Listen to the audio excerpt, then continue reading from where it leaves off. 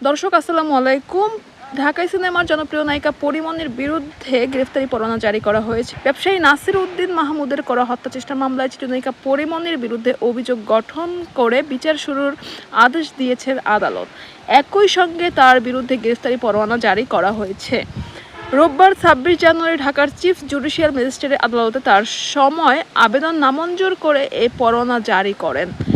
এই তথ্য নিশ্চিত করেছেন পরিমণির আইনজীবী নীলাঞ্জনা রিফাত সুরভি। গত এপ্রিলে ঢাকার senior judicial magistrate M Saiful ইসলামের আদালতে গ্রেফতারি পরোয়ানা জারির আবেদন করেন বাদীপক্ষের আইনজীবী আবুল কালাম মোহাম্মদ সোহেল।